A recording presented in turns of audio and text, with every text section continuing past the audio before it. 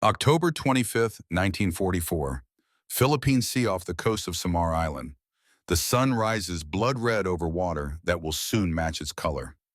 Chief Gunner Paul Martinez stands at his battle station on the USS Samuel B. Roberts, a destroyer escort so small that men joke she's barely bigger than the Japanese torpedoes she's supposed to hunt. His hands grip the training wheel of a 5-inch gun mount, knuckles white against dark metal, still cold from the night air. Martinez is 32 years old, though this morning he feels ancient. 10 years in the Navy. 10 years of loading shells, calculating angles, squeezing triggers. 10 years of watching metal scream across water to find its mark. He was at Pearl Harbor when the Japanese came. He was at Guadalcanal when American boys learned to bleed in tropical heat. He has fired thousands of shells at submarines, at aircraft, at shore installations. But he has never faced battleships before. Has never stood before the kind of naval power that's steaming toward him now through the morning haze. 13,000 tons of Japanese steel. The heavy cruiser Chokai, her hull painted in wartime gray, her 8-inch guns already trained on the American carriers behind him. She is beautiful in the way that deadly things often are. Sleek, powerful, built to kill. Martinez looks down at the shell his loader has just rammed home. 54 pounds of metal and explosive. 5 inches in diameter. Against Chokai's armor plating, it might as well be a pebble thrown at a fortress wall. His loader is a kid named Danny, 18 years old, fresh from some farm town in Iowa. Blonde hair, blue eyes, talks about a girl back home named Susan who promised to wait for him. Talks about running his father's farm after the war. Talks about a future that seems impossibly distant this gray morning. Danny's hands are shaking as he steps back from the breach. "Chief," Danny says, his voice cracking. "That's a heavy cruiser." Martinez doesn't answer immediately. He's calculating. Range 3 miles. Closing speed 20 knots combined. Wind 5 knots from the northeast. The math is simple. The reality is not. "Yeah," Martinez finally says. "It is. Our shells can't hurt that thing." Martinez touches the rosary in his pocket. His mother gave it to him the day he left Texas 12 years ago. Told him to pray every day, send money home when he could, and try not to die too far from Laredo if he could help it. He has kept the first 2 promises faithfully. The third one is about to be tested. "Maybe," he says, "but we're going to shoot anyway." The order comes through his headset. Fire for effect. Target the cruiser column. Make every shot count. Martinez aims. The crosshairs settle just forward of Chokai's midships. There, mounted on the deck in rotating launchers, he can see the silhouettes of Type 93 torpedoes, 8 of them. The Japanese Long Lance, each one carrying over 1,000 pounds of explosive. He doesn't know why he's aiming there. Some instinct, some whisper of training he doesn't consciously remember. Just feels right. He squeezes the trigger. The gun roars. The shell leaves the barrel at 2,600 feet per second, a streak of metal against the gray dawn. It arcs across 3 miles of ocean in 38 seconds that feel like hours. Martinez watches through his sight. The shell strikes Chokai near the waterline. A small splash. Insignificant. For 2 seconds, nothing happens. Then the entire cruiser erupts in flame. Not a small explosion, not a contained fire. A catastrophic detonation that tears through the ship's midsection like the hand of an angry god. Orange fireballs mushroom upward higher than the ship's superstructure. The shockwave is visible as it races outward across the water. Martinez's entire gun crew stops, frozen, staring. "Holy Mary, Mother of God," someone whispers. But Martinez is looking at Danny, the kid from Iowa, the 18-year-old who loaded that shell with shaking hands and dreams of farming and a blonde girl named Susan. Danny is staring at the explosion with eyes wide as dinner plates. His mouth opens, closes, opens again. "Did we?" he starts to say. He never finishes the sentence. A Japanese shell 14 inches in diameter fired from a battleship. Martinez cannot even see through the smoke strikes Samuel B. Roberts amidships. The explosion lifts the destroyer escort out of the water. Metal screams. Men scream louder. When Martinez can see again through the sullen flames, Danny is gone. Just gone. Where the loader stood 3 seconds ago, there is nothing but twisted steel and a dark stain that Martinez forces himself not to look at too closely. The kid never knew, never understood what his shaking hands had accomplished, never learned that the shell he loaded had just destroyed a 13,000-ton warship. Martinez touches his rosary again. This time it is not a prayer for protection. It is a prayer of thanks. Thanks that Danny died not knowing. Thanks that the kid's last act on Earth mattered more than most men's entire lives. Then he turns to the next loader, a man twice Danny's age with steady hands and dead eyes. "Load another one," Martinez says. "We're not done yet." But to understand what happened that morning, to understand how a 54-pound shell destroyed a massive cruiser, to understand why Martinez aimed where he aimed and why that aim mattered, we need to go back. Back 20 years. Back to a different kind of battlefield. Back to a man named Robert Maxwell, who never fired a shot in combat, but changed the course of the Pacific War. Virginia, 1925. Naval Proving Ground Dahlgren. Robert Maxwell stands in the summer heat, watching another test shell shatter against armored plate. The sound is wrong, not the deep boom of successful penetration, but the high-pitched crack of failure, of metal giving up, of another design going back to the drawing board. He is 28 years old, MIT, educated, brilliant in the way that makes his colleagues uncomfortable because his brilliance comes with an intensity that borders on obsession. He has been at this testing ground for 3 years. 3 years of failures. 3 years of shells that shatter or bounce or penetrate but fail to detonate, or detonate too early, or simply refuse to work the way the mathematics say they should. Behind him, Commander James Hartley lights a cigarette and sighs. Hartley is 40 years old, a combat veteran of the Great War, a man with scars on his body and deeper scars in his eyes. He has seen what happens when ammunition fails. He has picked up pieces of men killed not by enemy fire but by their own defective shells exploding in the barrel. 47, Hartley says. 47 test failures. Maxwell doesn't turn around. He's staring at the shattered shell fragments scattered across the impact area. Each piece tells a story. This one fractured along a stress line in the metal. That one shows evidence of improper heat treatment. Another reveals a flaw in the explosive cavity design. The British lost Jutland because their shells didn't work, Maxwell says quietly. Hundreds of sailors died because they loaded shells that shattered on impact or passed through enemy ships without detonating. I know, Hartley says. I was there. Now Maxwell turns, looks at Hartley with eyes that have not slept properly in weeks. My brother was a naval officer, Maxwell says. Training exercise off the coast of Maine, 1922. Faulty shell exploded in the barrel. Killed him and 7 other men. The investigation said it was an acceptable loss rate for ammunition testing. Hartley doesn't respond. There is nothing to say. Acceptable, Maxwell repeats. The word tastes like poison in his mouth. My brother acceptable. He turns back to the test range, picks up the next shell from the rack. This one is different, modified based on yesterday's failure. New heat treatment, redesigned fuse cavity, adjusted weight distribution. I made a promise at his funeral, Maxwell says. I would build a shell that never fails. That works exactly when it needs to. Every single time. Hartley flicks his cigarette away, walks closer. Robert, he says, and his voice is gentle in the way that combat veterans can be gentle when they recognize a kindred wound. You're chasing perfection. In war, perfection doesn't exist. Good enough is good enough. Good enough killed my brother. And your perfect shell won't help sailors dying right now in training accidents because we're still using ammunition from the Great War. Maxwell sets the shell down carefully, turns to face Hartley fully. How long, he asks. How long what? How long until you think we'll be at war again? Real war, not exercises, not training. War. Hartley considers. He's seen the intelligence reports. Japan withdrawing from naval treaties. Germany rearming despite Versailles. The world slouching toward another catastrophe. 10 years, he says. Maybe 15 if we're lucky.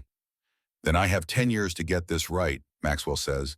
10 years to build a shell that will save the lives of men who aren't even in the Navy yet. Boys who haven't graduated high school.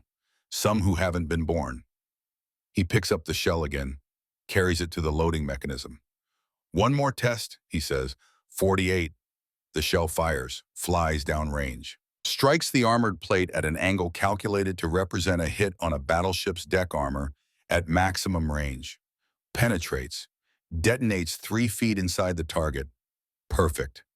Maxwell stares at the smoking hole in the target plate. Then he pulls out a notebook, starts writing, calculations, measurements, the precise moment of detonation after impact. 25 thousandths of a second, he mutters. The fuse delayed 25 thousandths of a second between impact and detonation. Hartley doesn't understand the significance yet. 25 thousandths of a second. A blink takes 300 times longer. A heartbeat takes 40 times longer. It is a span of time so brief that human senses cannot perceive it. But in that brief moment, traveling at 2,600 feet per second, the shell moves more than 6 feet. 6 feet that can mean the difference between exploding harmlessly against armor plate and exploding deep inside a ship's vitals. 6 feet. 25 thousandths of a second.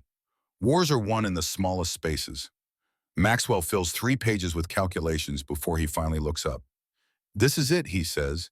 This is the design. Over the next 10 years, Maxwell will refine that design, will test it thousands of times, will measure delays not just in thousandths of seconds, but in 10,000ths. Will perfect the spring mechanism that triggers the fuse. Will calculate the exact burn rate of the black powder delay element. Will specify the precise hardness of the steel shell casing. Will obsess over details so small that other engineers think he has lost his mind. He hasn't lost his mind. He has simply understood something that most men never grasp, that in the microscopic spaces between intention and execution, in the thousandths of seconds between impact and detonation, the difference between victory and death is measured. By 1936, the Mark 21 fuse is ready. Perfect, reliable. Tested under every condition Maxwell can imagine. It will function at temperatures from 40 below zero to 150 above. It will survive accelerations of 20,000 times Earth's gravity. It will detonate precisely when needed every single time.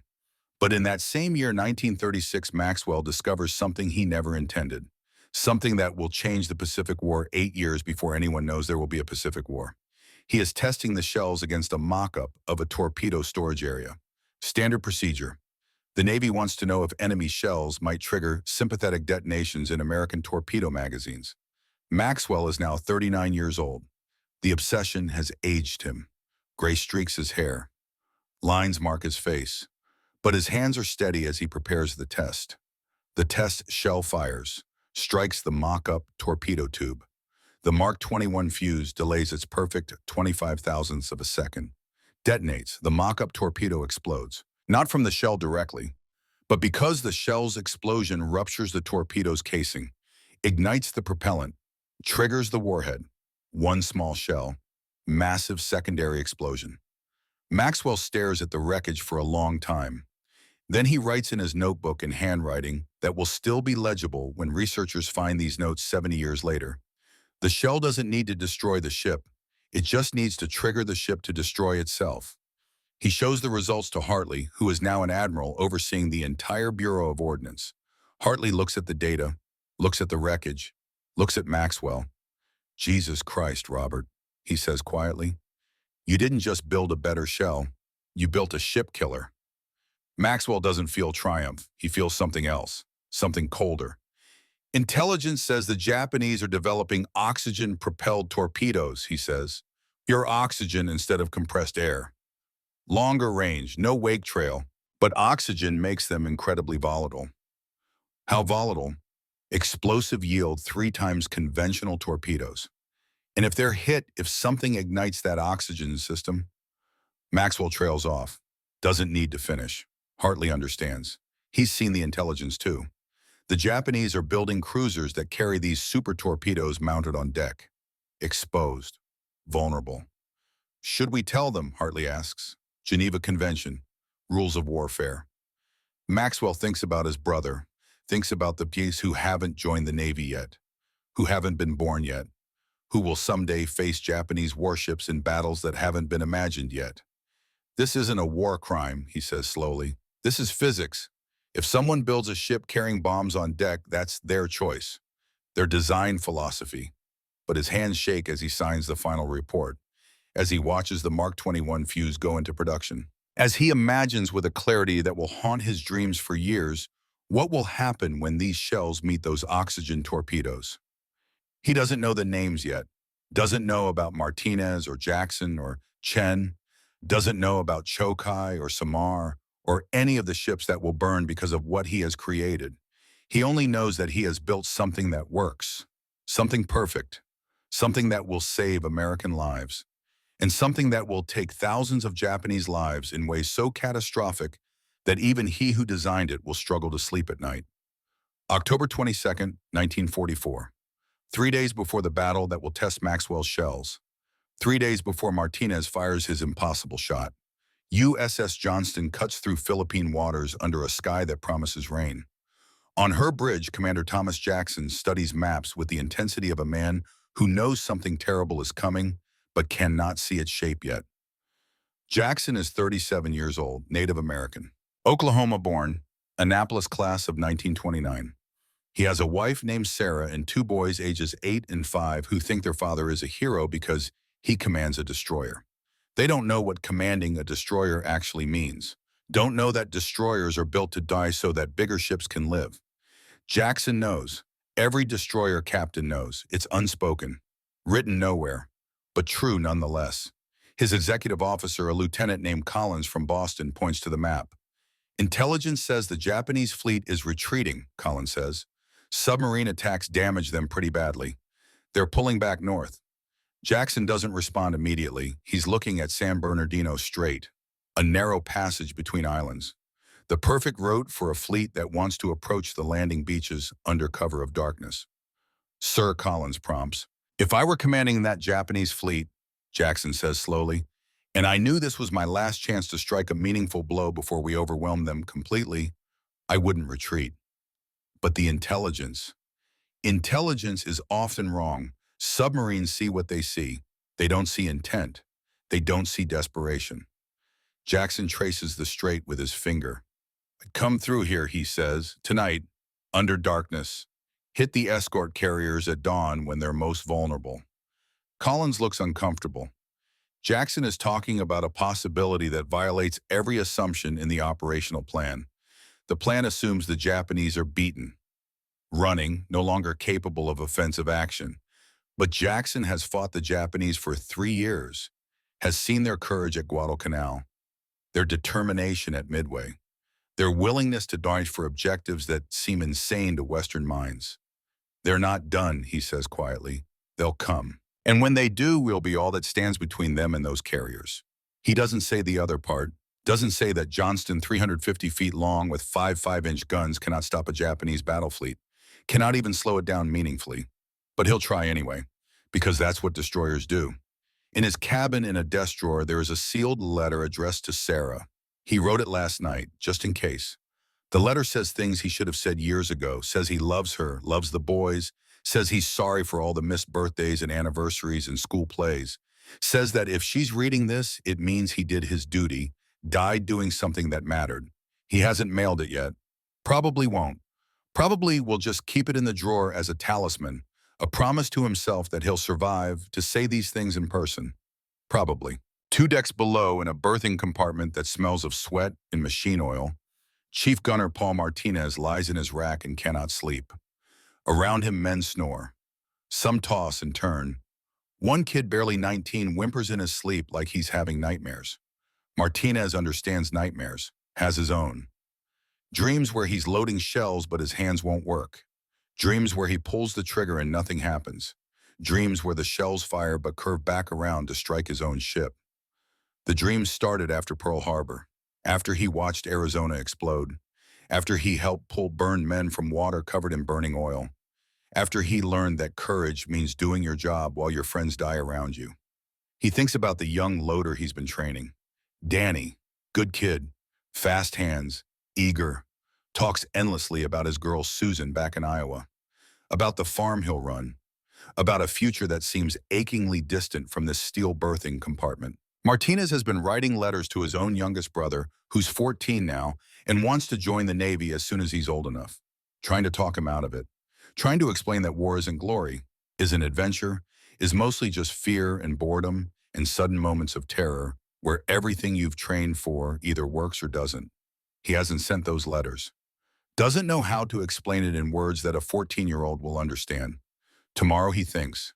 Tomorrow he'll finish the letter. Tomorrow he'll find the right words. But tomorrow Danny will load a shell with shaking hands, and Martinez will fire it. And letters to 14-year-old boys in Texas won't matter anymore because the only thing that will matter is making every shot count. Meanwhile, 500 miles north on the bridge of the Japanese battleship Yamato, Vice Admiral Takeshi Kurita studies the same maps and reaches the opposite conclusion. The Americans think we're retreating, he thinks. Good. Let them think it. Kurita is 55 years old, career naval officer, veteran of China, of the Indies, of a dozen battles where Japanese skill and courage overcame material disadvantages. But he's a realist. He knows Japan is losing, knows the American industrial machine is building ships faster than Japan can sink them. This, he knows, is the last chance, the last opportunity for the Imperial Navy to strike a meaningful blow. He traces the route through San Bernardino Strait. Darkness will cover their approach. Dawn will find them among the American carriers, unarmored escort carriers, vulnerable, defenseless. His fleet includes Yamato, the largest battleship ever built, 18.1-inch guns, shells that weigh more than American cars. She can destroy an entire carrier group by herself.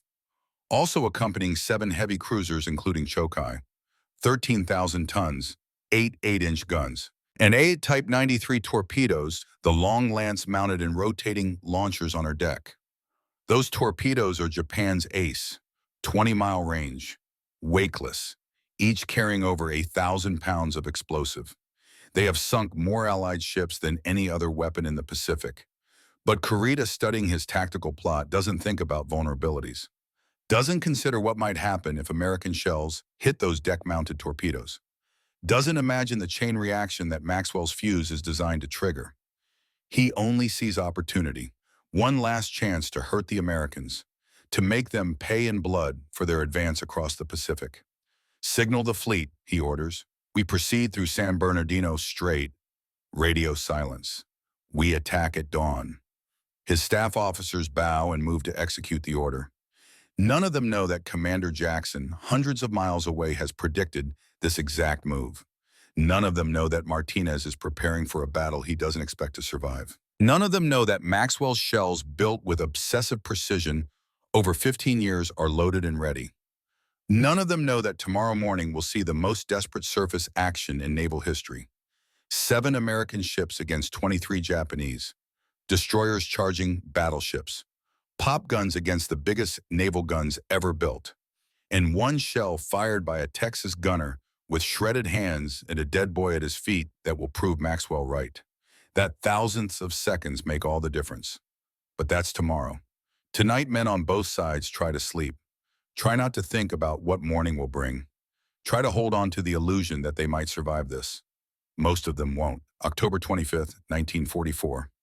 6:37 a.m. Lieutenant William Brooks has been flying a patrol for 2 hours when he sees something that makes his hands tighten on the controls of his Avenger. The morning sun, still low on the horizon, reflects off something in the water ahead. Something big. Multiple somethings. He drops altitude, squints through the early light. His blood turns to ice. 4 battleships, 7 cruisers, destroyers scattered around them like pilot fish around sharks. The entire formation steaming south at high speed, throwing up white bow waves that look like teeth in the gray water.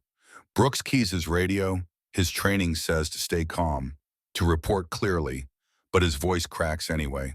Multiple surface contacts, bearing 340, distance 20 miles. Estimate 4 battleships, 7 cruisers, numerous destroyers. Static. Then a voice from the carrier, St. Lo, confused. Say again, did you say battleships? Brooks looks again, counts again, wishes desperately that he's wrong. Confirmed. 4 battle wagons. They're heading straight for us. Speed estimated 30 knots. More static, then a different voice, tighter. Admiral Sterling. All units, general quarters. This is not a drill. On the escort carrier, White Plains men tumble from their racks and run for battle stations. The ship has one 5-inch gun mounted on her stern. One gun. Against what's coming, it might as well be a water pistol. Admiral David Sterling stands on White Plains Bridge and does mathematics that he wishes would come out differently. His escort carriers can make 18 knots maximum. The Japanese can do 35. Simple arithmetic says they'll be in gun range within 40 minutes. His carriers are built on merchant ship hulls, thin-skinned, unarmored. Their flight decks are wooden planks over steel frames. A single hit from a battleship shell will punch through like a fist through wet paper. He has no battleships, no heavy cruisers, no help within 300 miles. Admiral Halsey with the main battle fleet is somewhere north chasing Japanese carriers. Too far to help, too far to even know what's happening. Sterling looks at the plot, at the symbols representing his 7 escort ships, 3 destroyers, 4 destroyer escorts, built for submarine hunting, for convoy protection, not for surface combat against capital ships. He thinks about all the things he should do, all the tactical maneuvers, all the clever strategies that might buy time. Then he makes the only decision possible. "Small boys," he says into the radio, his voice steady despite everything, "attack." On the destroyer, Johnston Commander Thomas Jackson hears those words and feels something cold and bright settle in his chest. Not fear exactly. Fear is for later. This is clarity, the absolute certainty that the next hour will define everything. His executive officer, Lieutenant Collins, stares at him with eyes too wide. "Sir, attack, we're a destroyer. They have Yamato." Jackson is already moving, already giving orders. "All ahead flank. General quarters. Load armor piercing. Helm set course to intercept the cruiser column." "Sir, we can't." Wait. Jackson turns, looks at Collins with an expression that stops the younger man's words. "Those carriers have no armor," Jackson says quietly. "No guns that can reach battleships. No way to defend themselves. Every minute we delay is a minute closer to those Japanese guns finding range." He pauses, touches the photo in his pocket. Sarah, the boys. "We're destroyers," he continues. "This is what we do. We die so others can live. Now get to your station and do your job." Collins goes pale, but he salutes and runs. Jackson turns to his communications officer. "Signal the other destroyers. Follow me in. Target the cruisers. Draw fire away from the carriers." He doesn't add the other part, doesn't say that this is suicide, that Johnston Howell and Samuel B. Roberts combined don't have enough firepower to seriously damage one Japanese cruiser, let alone the entire fleet. Doesn't need to say it, everyone already knows. In the fire control station, Lieutenant Michael Chen stares at his instruments and tries to make his hands stop shaking. He is 24 years old, Chinese-American, San Francisco born. He graduated from fire control school 6 months ago. This is his first major combat action. The mathematics of what he's being asked to do are impossible. Target heavy cruiser, range 18,000 yards. Closing speed 50 knots combined. Own ship maneuvering radically. Wind variable. Shell flight time 45 seconds. In 45 seconds, both ships will have moved thousands of feet. The target will be weaving. His own ship will be turning. The wind will push the shell off course. The calculations require a computer, and he has only mechanical instruments in his own brain. He thinks about his family, about his father's grocery store in San Francisco, about the looks they got after Pearl Harbor, the whispers, the fear that being Chinese would be close enough to Japanese for people who wanted someone to hate. He joined the Navy to prove loyalty, to show that American men American, regardless of what you look like. Now he's being asked to shoot at the biggest battleship ever built with guns designed for fighting other destroyers. His hands find the dials, start turning, calculating. His training takes over. Range, bearing, speed, lead angle. The numbers flow. The solution emerges. "Solution ready," he says, and his voice only shakes a little. 600 yards away on the destroyer escort, Samuel B. Roberts. Chief Gunner Paul Martinez hears the order to attack and makes the sign of the cross. The motion is automatic. Muscle memory from 10,000 masses and a lifetime of his mother's faith. His gun crew stands ready. 5 men. The loader is Danny, the kid who talks about Iowa and Susan and cornfields, in a future that seems impossibly far away this gray morning. Danny is loading shells like he's been trained. Fast, efficient. But Martinez can see the terror in his eyes. Martinez touches Danny's shoulder. The kid flinches. Hey, hey, Martinez says softly. Look at my. Danny looks. His eyes are wet. We're going to do our job, Martinez says. We're going to load these shells perfect. We're going to aim true, and whatever happens, we're going to make every shot count. You understand? Danny nods. Doesn't trust his voice. These shells, Martinez continues tapping one of the rounds. They're good, best in the world. Built by men who knew what they were doing. They won't fail us, so we won't fail them. It's a lie, probably, or maybe not. Martinez doesn't know about Maxwell, doesn't know about 15 years of testing, doesn't know about Mark 21 fuses and 25 thousandths of a second delays. He only knows that the kid needs to believe in something, needs to think that what they're about to do matters. And maybe it does. Maybe it will. Load high explosive, he orders. Target bearing 350, range 17,000, stand by. The shell slides home with a metallic clang that sounds like a church bell in the sudden quiet. At exactly 6:59 in on a.m., the battleship Yamato fires. The sound is like the end of the world. 18.1-inch guns, the largest ever mounted on a warship, sending shells that weigh 3,200 pounds each across the water. The shells take nearly a minute to arrive. Men on the escort carrier, White Plains, watch them come. Watch the sky darken with incoming death. Watch and wait and pray. The shells land 200 yards short. Geysers of water erupt higher than White Plains' mast. The near misses lift the entire carrier, thousands of tons of steel and wood, and men out of the water. Hull plates buckle, welds crack, circuit breakers trip throughout the ship. And this is just the ranging shot. Commander Jackson watches Yamato's salvos and makes a decision that will define the next 3 hours. All guns, he says into his intercom, his voice ice calm, open fire. Johnston's 5-inch guns roar. 5 shells arc across 18,000 yards. The range is extreme. The target is massive. The guns are designed for fighting other destroyers, not battleships. The shells fall short. Splashes 400 yards from Battleship Congo. Adjust. Chen calls from fire control. His fingers blur across dials. Up 200, left 15. Second salvo, closer, still short. Third salvo, hit. The shell strikes the Japanese heavy cruiser Kumano just forward of her second turret. Not a killing hit, not even close. But the Mark 21 fuse works exactly as Maxwell designed it. 25 thousandths of a second after impact, the shell penetrates through deck armor. Then it detonates deep inside the cruiser's superstructure. Fire blooms. Black smoke pours from Kumano's forward compartments. She slows, begins to fall out of formation. On Johnston's bridge, Jackson sees the hit and feels a moment of savage joy. That's how it's done, he shouts. Reload, same target. But the Japanese are responding now. Congo's 14-inch guns train on Johnston. The destroyer is no longer a minor annoyance. She has drawn blood. She must be destroyed. 3 shells, each one weighing over a ton, each one capable of destroying a city block. They hit within 5 seconds of each other. The first shell strikes Johnston's bridge. The explosion is white hot. Instant. Men simply cease to exist. Navigation equipment vaporizes. The steel walls of the bridge peel back like aluminum foil. Jackson feels himself lifted, thrown. His back hits something hard, and then there's fire everywhere. His hands are burning. His face is burning. He can smell his own flesh cooking, and the smell makes him want to vomit. But there's no time because he has to get out, has to keep commanding, has to.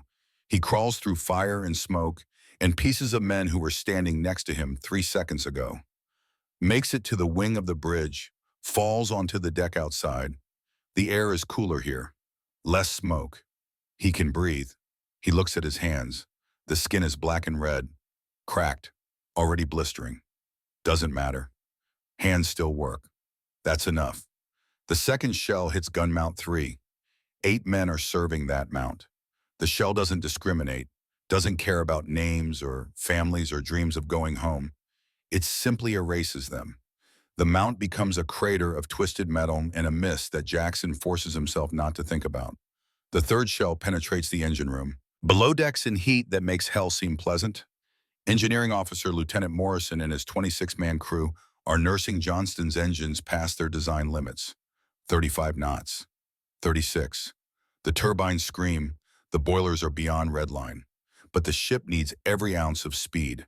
Morrison sees the shell come through the hull, actually sees it, a dark streak that punches through steel plate like it's tissue paper.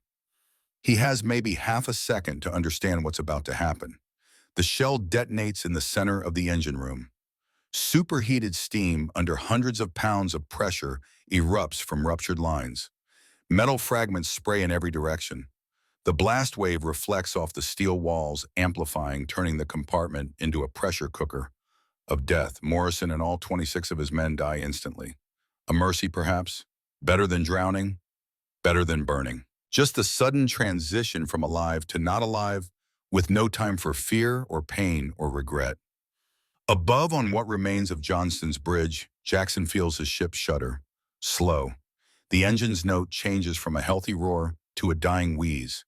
35 knots becomes 20, then 15, then stabilizes at 17 with smoke pouring from the stack. Half power. Bridge destroyed. One gun mount gone. 20% of the crew dead or wounded. Jackson staggers to his feet. The ship is still moving, still fighting. That's enough. Relocate command. To the fantail, he orders. His voice comes out raspy, damaged vocal cords from smoke inhalation. All surviving personnel fall back to secondary positions. He makes his way aft, stepping over debris and bodies and pieces of his ship. Men see him, see his burned hands and blackened face, see him still giving orders, still commanding. It steadies them. If the captain is still fighting, they can still fight. Lieutenant Chen in fire control is bleeding from a dozen shrapnel wounds, but his station is intact. Barely. The equipment sparks and smokes, but the dials still turn. The calculations still work. Sir, Chen calls as Jackson passes. Fire control is operational. I can still shoot. Jackson looks at the young lieutenant, sees the blood, sees the determination underneath the fear.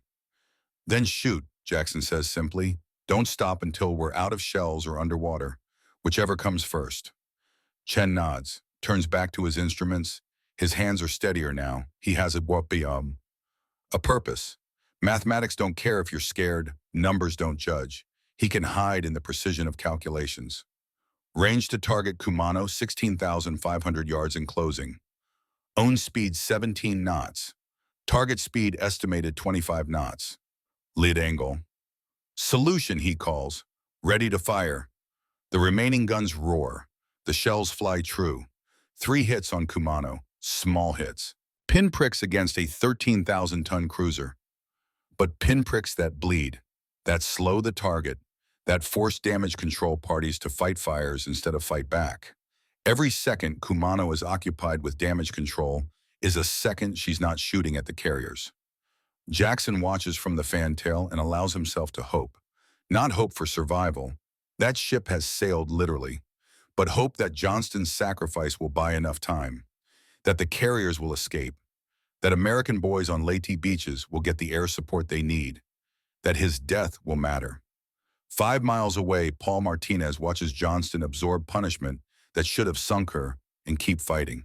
Sees the smoke, the fires, the damage. Sees what courage actually looks like. Captain Foster, commanding Samuel B. Roberts, sees it too. Makes his own decision. All ahead flank, Foster orders. Make ready torpedoes. We're going in. The destroyer escort is even smaller than Johnston. Even more lightly armed. Even less likely to survive. Doesn't matter, the carriers need time. Martinez's gun crew loads shells faster than they've ever loaded in training. The drill is automatic now.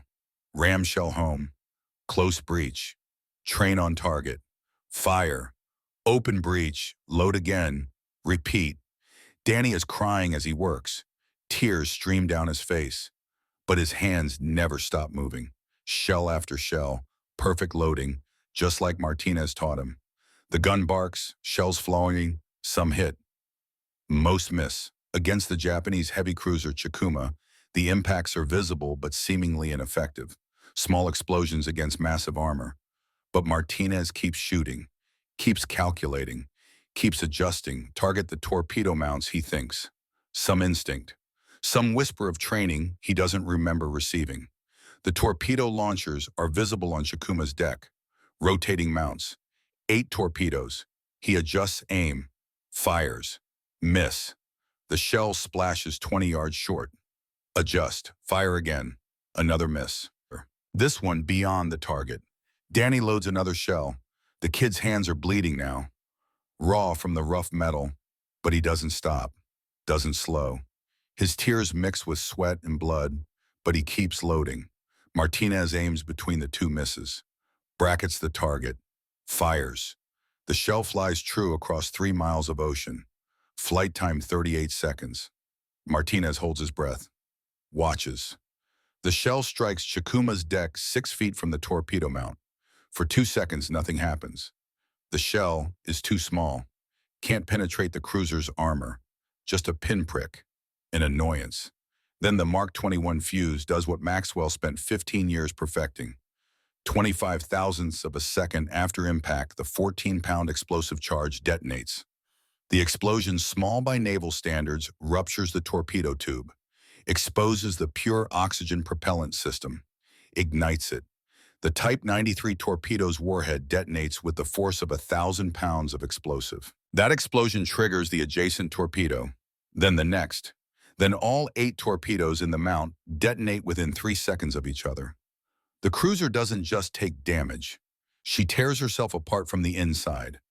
Martinez, watching through his sight, sees the fireball and doesn't understand at first. Can't understand.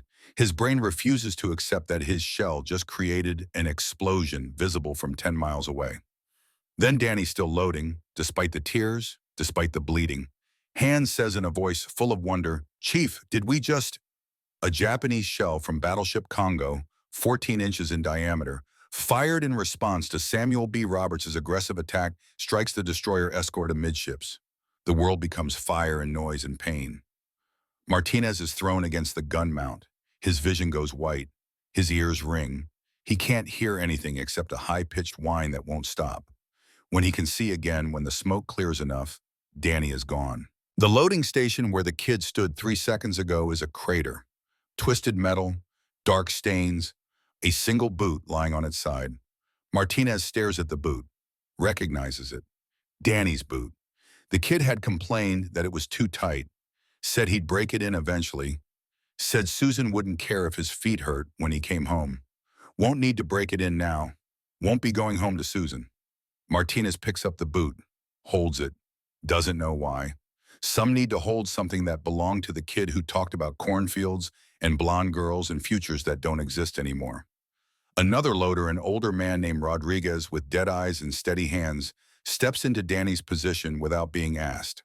He's seen too much to be shocked anymore. Load, Martinez orders, and his voice doesn't shake despite everything, despite the boot he's still holding, despite the tears he can feel but can't stop. He sets the boot down carefully, as if it matters, as if anything matters except the next shell and the next target. Rodriguez loads. Martinez aims. They fire again.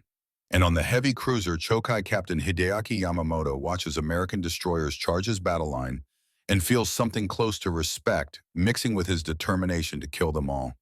The Americans are outnumbered, outgunned, outmatched in every measurable way. They should be running, should be trying to escape. Instead, they're attacking, tiny ships charging battleships. It's either insanity or courage so pure that it transcends rational thought. Yamamoto suspects it's both. His executive officer reports damage to Chikuma, secondary explosions, torpedo detonations. The cruiser is falling out of formation, listing burning. How bomb? The executive officer asks. Their shells are too small to penetrate our armor. Yamamoto looks at Chokai's own torpedo mounts. 8 Type 93s, Japan's superweapon, mounted exposed on deck for quick launch. He has a sudden cold thought. What if American shells don't need to penetrate armor? What if they just need to hit the torpedoes? But there's no time to dwell on it, no time to order the torpedoes moved to protected storage. The battle is here. Now, moving too fast for second guessing. All guns, he orders. Target the American destroyers. Sink them. Chokai's 8-inch guns train on Johnston, on Samuel B. Roberts, on Howell, which is making her own desperate charge. The Japanese cruiser fires. Her shells are bigger than the American shells, more powerful, better able to penetrate destroyer armor. Johnston takes more hits, more men die, more equipment fails. But she keeps fighting. Howell takes a shell through her engine room. Her speed drops to nothing. Dead in the water, the Japanese cruisers close in like sharks, scenting blood. Her commander, William Harper, stays on deck, directing fire until his ship rolls over beneath him. He chooses to go down with her. 186 men survive. 253 don't. Samuel B. Roberts launches her torpedoes at point-blank range, 4,000 yards. So close that Martinez can see individual Japanese sailors on Chokai's deck, can see them running, pointing, returning fire. One torpedo hits, maybe. Hard to tell in the chaos. Then Japanese shells find Samuel B. Roberts, two 14-inch rounds from Congo. They strike below the waterline, port side. The explosions open a hole 30 feet long and 7 feet high. Water pours in, the destroyer escort lists hard to port, starts to settle by the bow. Captain Foster knows instantly that his ship is dying. The damage is catastrophic. No saving her, maybe 30 minutes before she capsizes, maybe less. All hands, he orders, his voice cracking, abandon ship. Martinez looks at his gun, at Rodriguez waiting with another shell, at the ocean full of Japanese ships that need killing. One more, Martinez says. Just one more shot. Foster is suddenly there, grabbing Martinez's arm with surprising strength. No, we're done. Ship's sinking. Everyone off, now. Martinez looks at the gun mount, at Danny's boot still lying there, at the empty space where an 18-year-old kid stood 3 minutes ago talking about farms and futures. He thinks about the shell Danny loaded, the last shell those young hands will ever touch. Thinks about the explosion on Shikuma, about the fireball, about 13,000 tons of Japanese steel tearing itself apart. Danny's last act, the last thing he did on Earth before a Japanese shell erased him. It mattered. God help them all, it mattered. Let's go, Foster says, pulling harder. Martinez picks up Danny's boot, tucks it under his arm. Doesn't know why. Some need to carry something of the kid with him. Then he follows Foster over the side into the oil-slick water and waits to see if rescue will come before the sharks do. As he floats watching Samuel B. Roberts roll over and sink, he thinks about that shell, about Shikuma burning, about whether Maxwell, whoever he is, wherever he is, knows what his shells just did. Hopes the engineer knows. Hopes someone tells him, because Danny deserves that much. Deserves someone knowing that his last act changed the course of a battle, that he didn't die for nothing. The water is colder than Paul Martinez expected, colder than it has any right to be in the tropics. He floats in his life jacket watching Samuel B. Roberts roll over like a dying whale. Her stern rises, high propellers still turning uselessly in the air. Men slide off her deck into the water. Some scream, some are silent. The silent ones are worse. The ship hangs there for a moment, suspended between the sea and sky, as if reluctant to accept her fate. Then she slides beneath the surface with a sound like a long exhalation. Bubbles and debris boil up where she was. Then nothing. Just empty ocean and floating men. Martinez still has Danny's boot. Doesn't remember deciding to keep it. Just does. Holds it against his chest as he treads water. Around him, men call out, taking roll, counting survivors. The numbers are brutal. Someone is calling for a medic. Someone else is praying in Spanish. Martinez recognizes the words, the same prayers his mother taught him. He joins in, his lips moving automatically while his eyes scan the water for sharks, and his mind tries not to think about Danny's boot, or Danny's absence, or Danny's girl Susan back in Iowa, who will get a telegram that doesn't explain anything about torpedoes or explosions, or how her boy's last act saved hundreds of lives. The battle continues around them. Johnston is still fighting, impossibly smoke pouring from a dozen holes, but her remaining guns still firing. The escort carriers are launching every aircraft they have, empty or loaded, armed or unarmed, anything to get planes in the air and away from the Japanese guns. And the Japanese fleet is still coming, still closing, still intent on reaching those carriers. Martinez watches a massive shell from Yamato arc across the sky. It looks almost lazy at this distance. beautiful in the way that deadly things can be beautiful. The shell lands near the escort carrier, Gambier Bay. The geyser of water it creates is tall enough to be seen from miles away. Gambier Bay is hit, then hit again.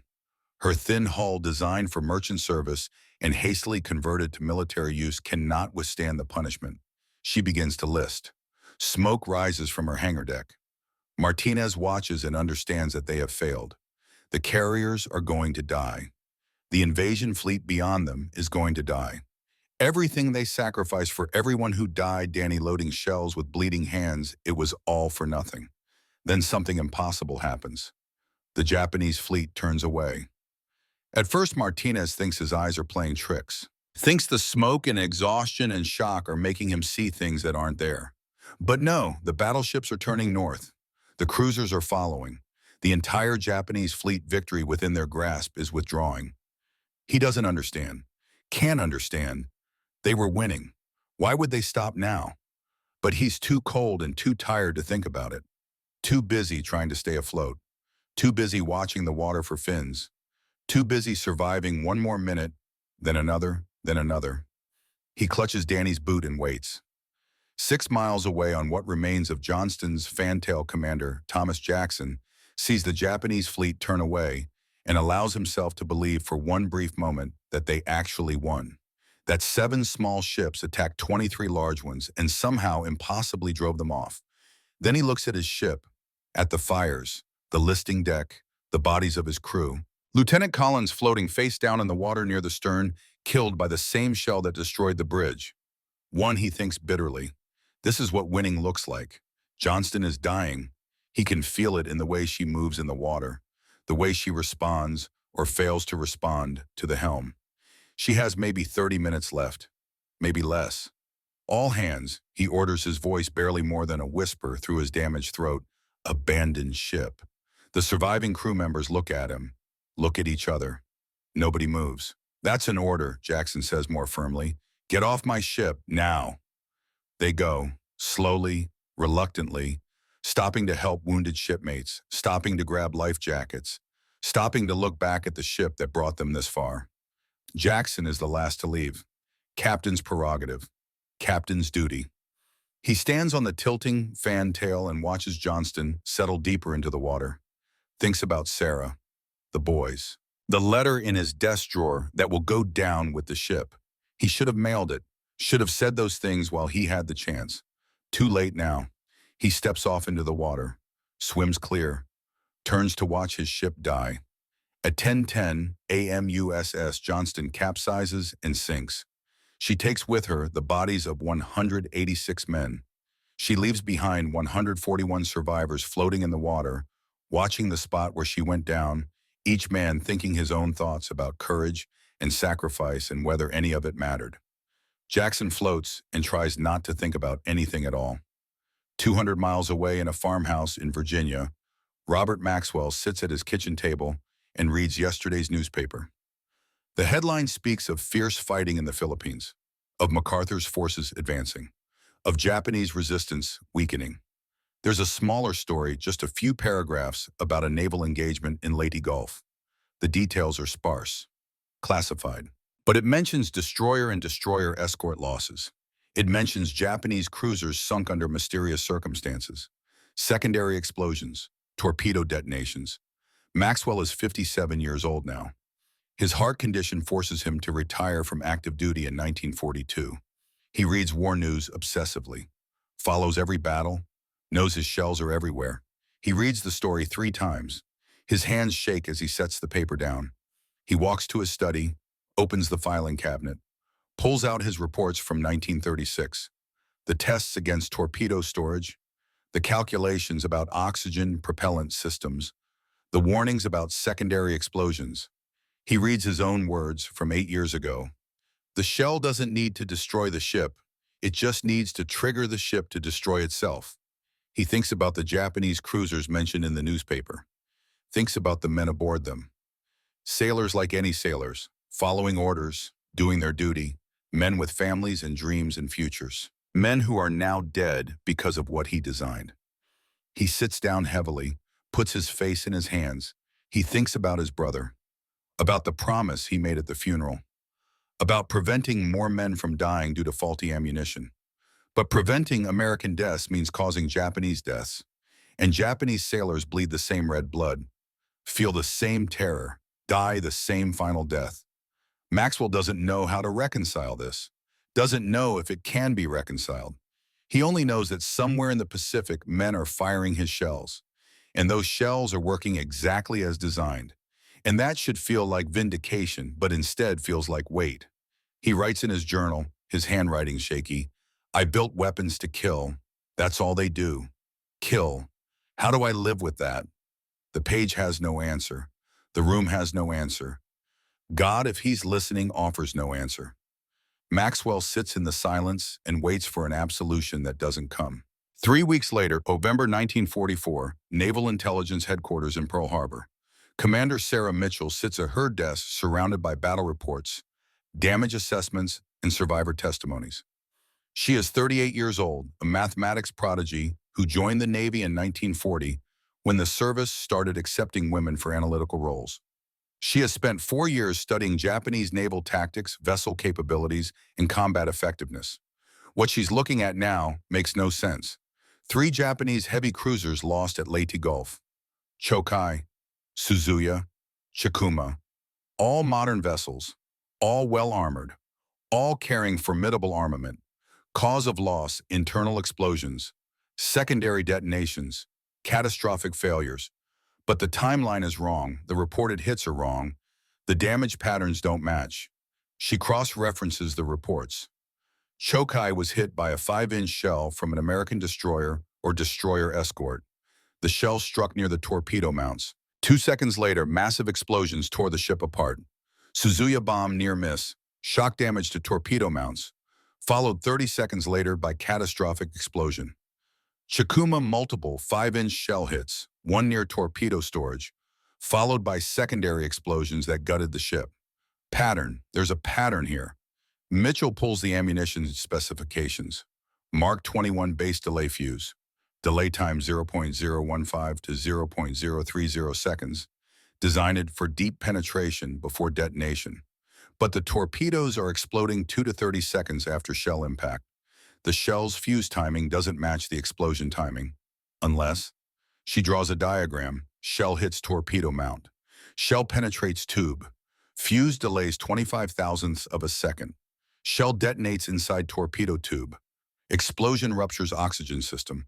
Oxygen ignites over 1 to 2 seconds. Fire reaches warhead.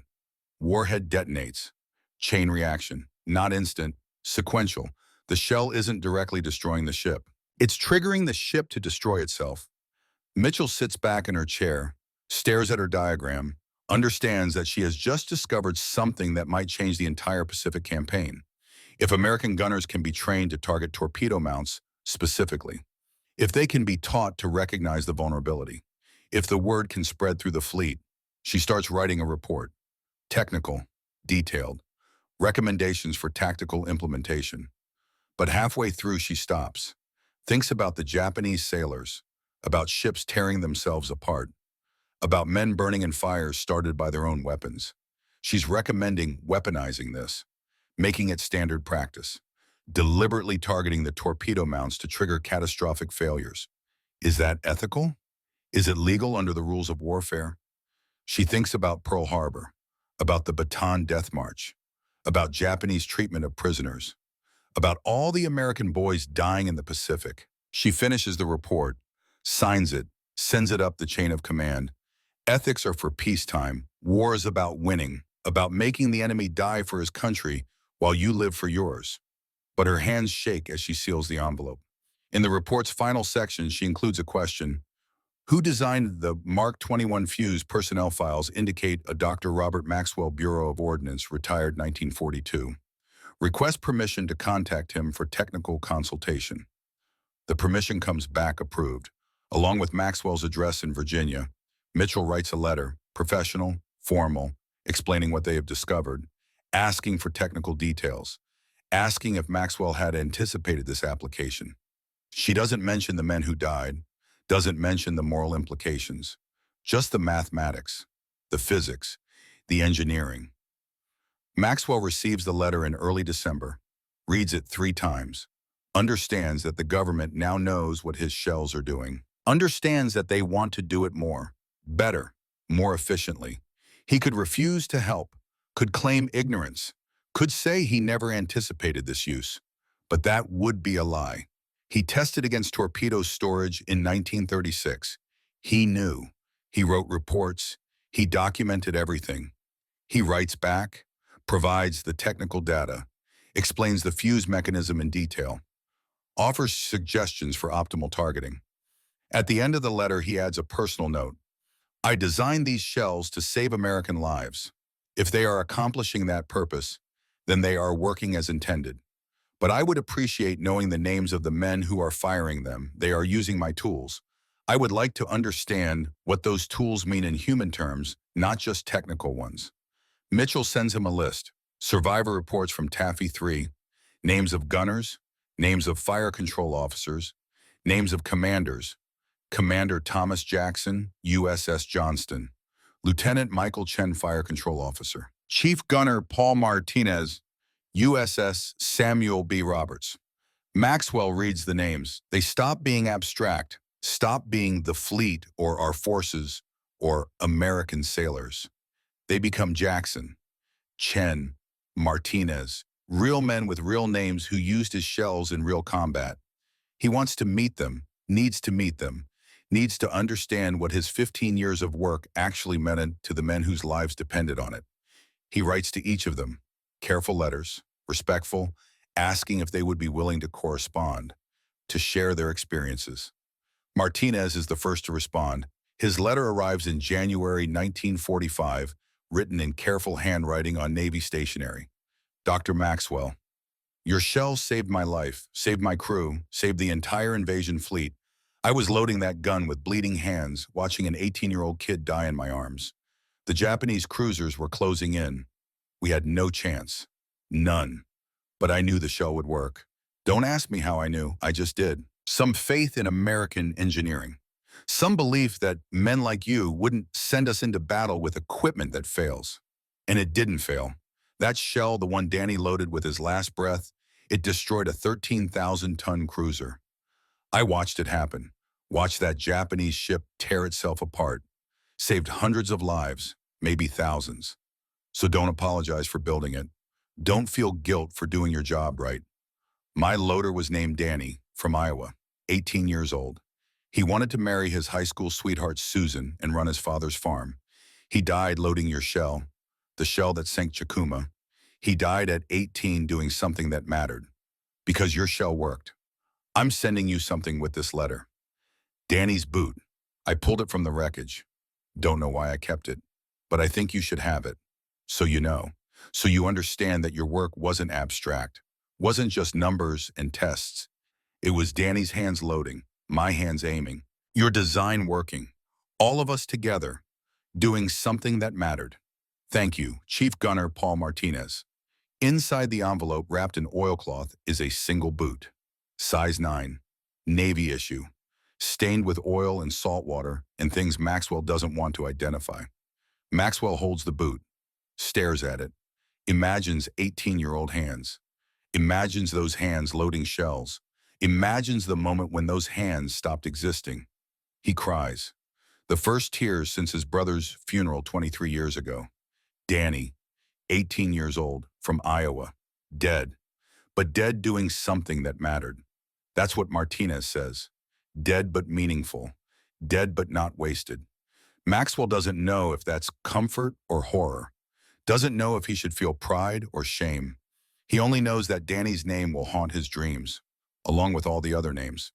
The Japanese sailors on Chokai, the American boys on Johnston, all of them dead because of decisions made in testing, grounds, and design offices in places far from the blood and fire.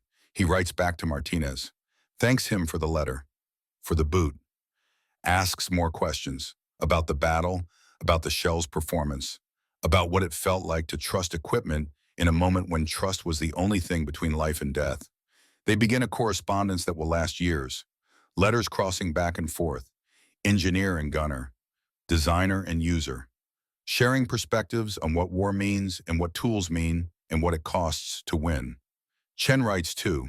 His letter is more technical, full of calculations, descriptions of firing solutions under impossible conditions, gratitude for design documentation that made training possible. He mentions his hands still shake, mentions nightmares where he calculates trajectories that curve back and kill his own men. Jackson's letter is brief, blunt, direct. Dr. Maxwell, your shells worked. My men came home because of it. Some of them. Enough. Thank you. Lieutenant Collins didn't make it. Good man, good officer. He died on the bridge when the first shell hit. But the men who lived, they lived because our guns worked when we needed them. That's all that matters, Commander Thomas Jackson.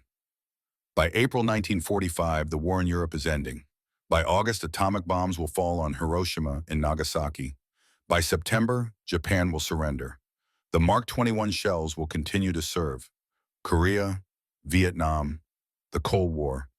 Even the 1991 Gulf War, when Iowa-class battleships fire their 16-inch guns in combat for the last time. 67 years after Maxwell designed them. Still working, still reliable, still saving the lives of men who fire them by efficiently ending the lives of men who face them. But all that is future. In spring 1945, Maxwell receives an invitation from the Bureau of Ordnance, a small ceremony in San Diego. Medal presentations for Taffy 3 survivors. He is invited to attend as a guest.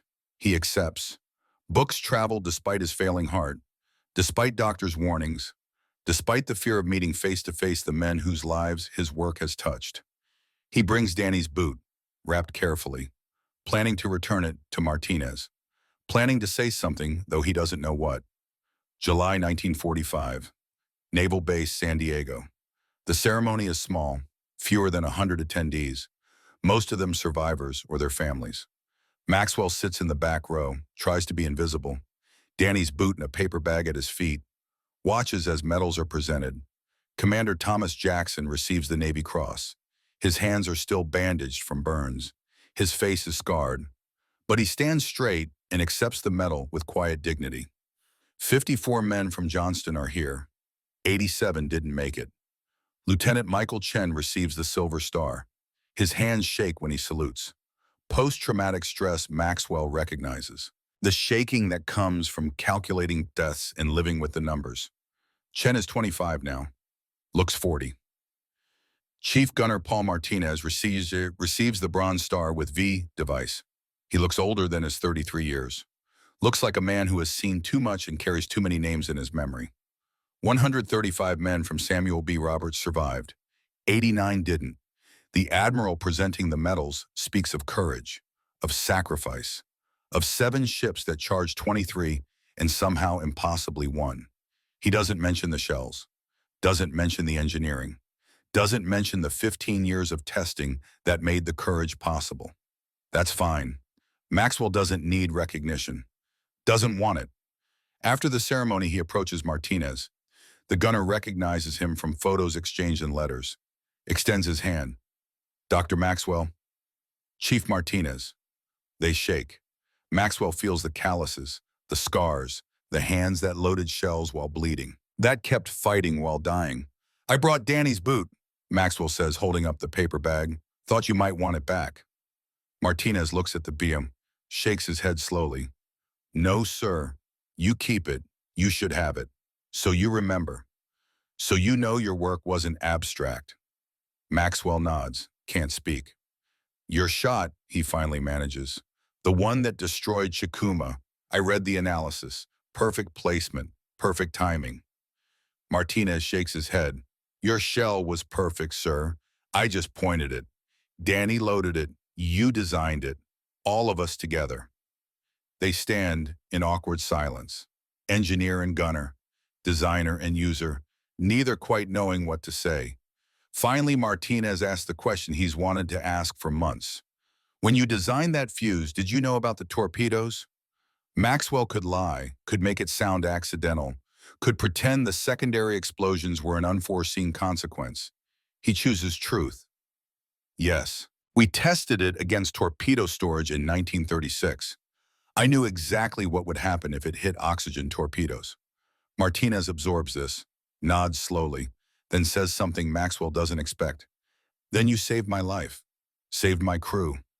Because if our shells didn't work, if they bounced off or failed to detonate, we wouldn't have had a chance. We'd have died for nothing. But your shells worked, every single one. That gave us a fighting chance. In a battle where we had no right to survive, you gave us a fighting chance. Chen joins them. His handshake is firmer than his trembling hands suggest. Dr. Maxwell, your fire control calculations in the design specifications, they saved hours of training time, made the impossible feel achievable, made me believe I could actually hit targets at 18,000 yards with a ship maneuvering radically. When my hands were shaking so badly I could barely hold the dials, I thought about those calculations. Thought about someone caring enough to make them precise, clear, usable under stress. That attention to detail saved lives. Jackson approaches last, doesn't shake hands, salutes instead. A formal salute, captain to civilian, warrior to engineer.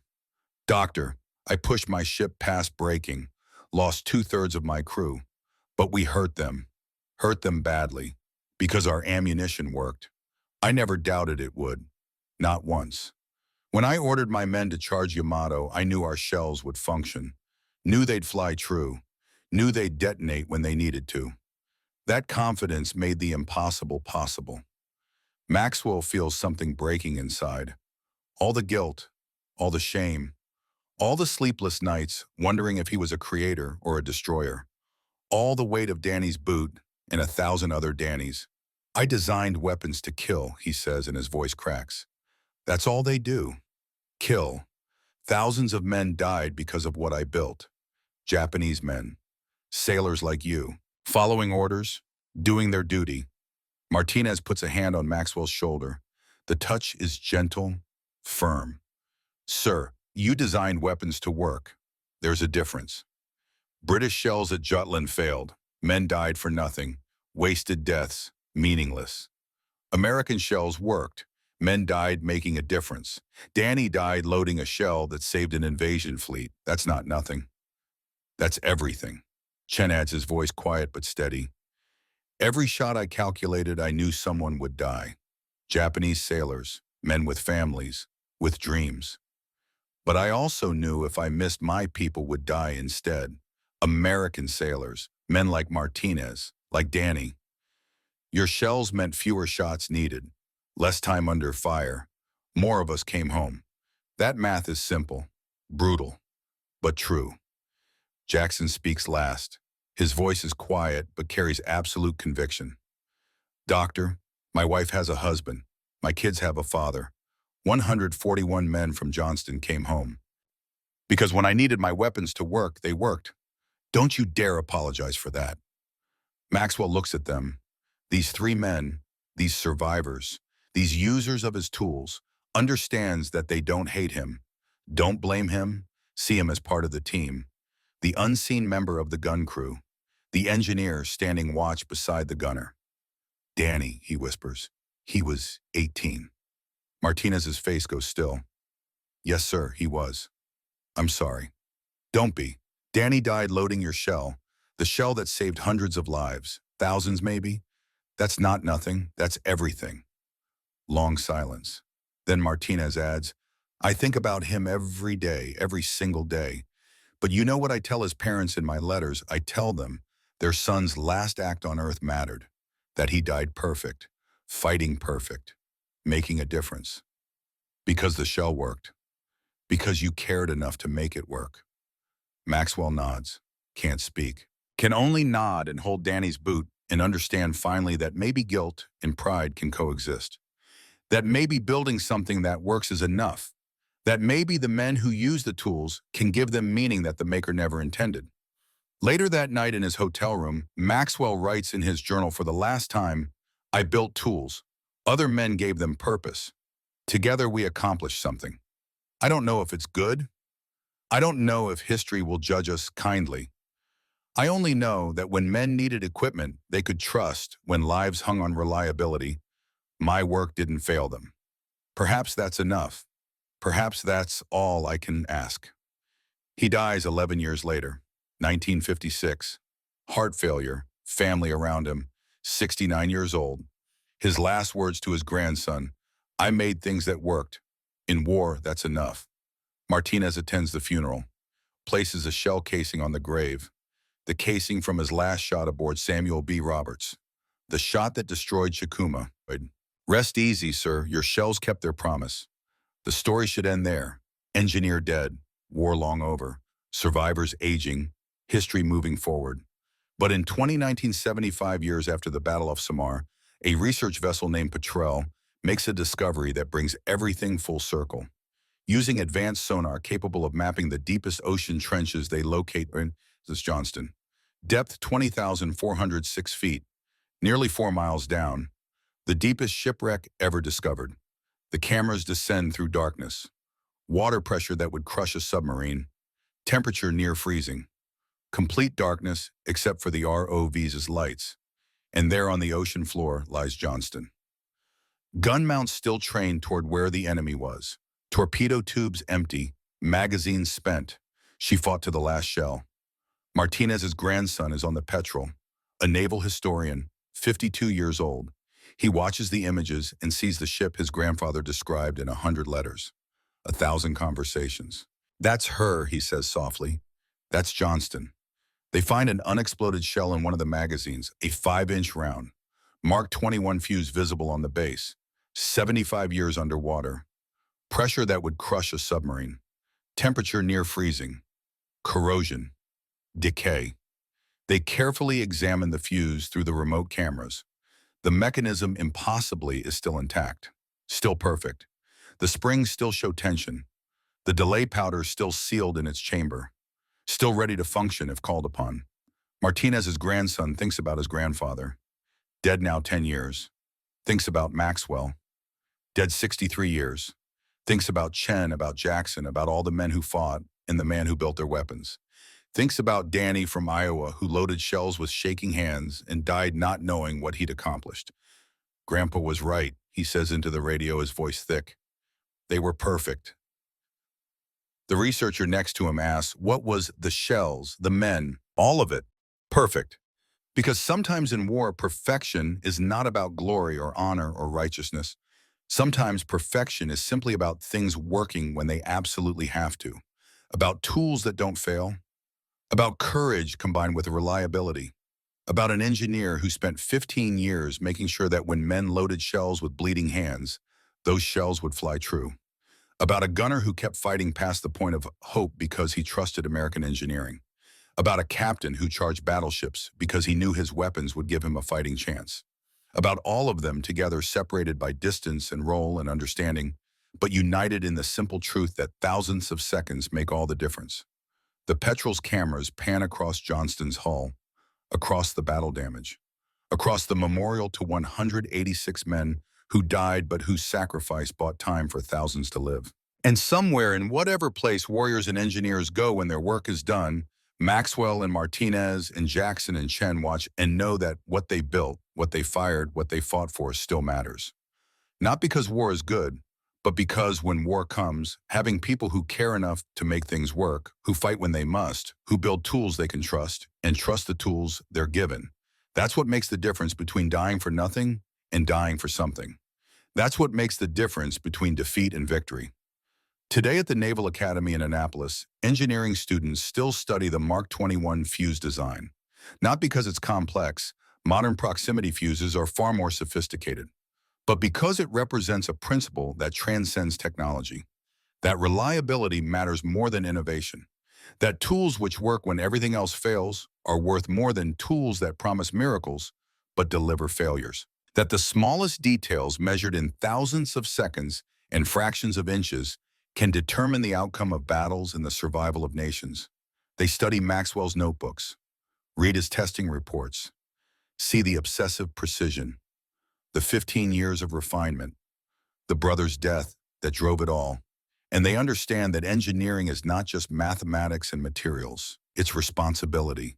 It's knowing that somewhere, someday, someone's life will depend on your work functioning exactly as designed. That's the legacy of the shell that saved America. Not the killing, not the destruction, not the death, but the reliability, the precision, the promise kept, the knowledge that when American boys charged into impossible battles, the tools in their hands would not fail them. That promise kept across decades and continents and ocean depths is what turned desperate courage into victory. That promise is what brought 141 men home from Johnston, 135 from Samuel B. Roberts. That promise is what gave Danny's death meaning. And that promise, still visible in a fused mechanism 4 miles underwater after 75 years, is what makes the story of the shell that saved America worth remembering. Not because we celebrate war, but because we honor the men who fought it, the men who built the tools, the men who trusted each other across the gulf between design and application. And we remember that in the smallest spaces measured in thousands of seconds, the difference between victory and death is determined by those who care enough to make things right.